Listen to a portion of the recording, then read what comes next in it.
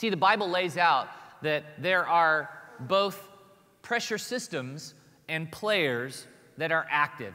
And in this instance, our Fritz Coleman is going to be the Apostle Paul. If you have a Bible, turn to Ephesians chapter 2. We're going to look at verses 1 through 3, and we're going to look at the Apostle Paul reporting live from earth about the details of the firestorms that ravage men's lives to this day, the forces that pull them into being, and then he's going to unmask the coward, the arsonist, throwing the matches into the mix. Ephesians chapter 2, verses 1 through 3 says this: "As for you, you were dead in your transgressions and sins, in which you used to live when you followed," circle this, "the ways of this world, and of the ruler of the kingdom of the air." Might want to circle that one too. Ways of this world and the ruler of the kingdom of the air, the Spirit who is now at work in those who are disobedient. All of us also lived among them at one time, gratifying the cravings of our sinful nature and following its thoughts and desires. Like the rest, by nature we were objects of wrath. I want to identify the player and the pressures. The pressure systems that our spiritual weatherman, the Apostle Paul, calls our attention to are two: the ways of this world, and then the cravings of our sinful nature.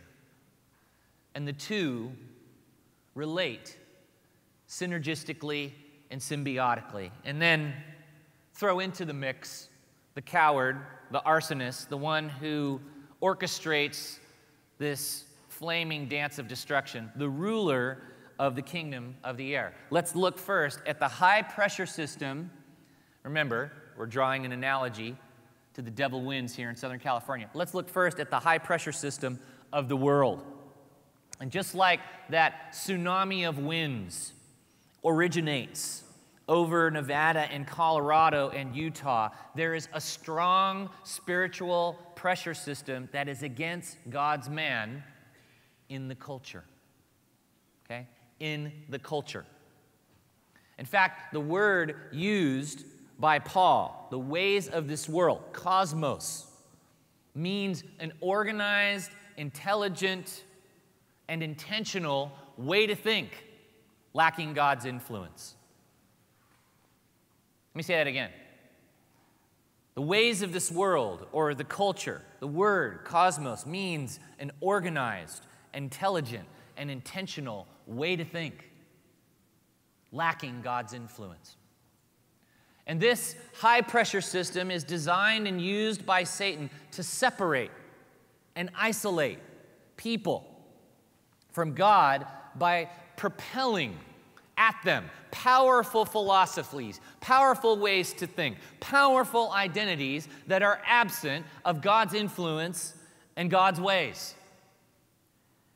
You could call them the isms that move God out of the center of life and put man in God's place. It could be tribalism.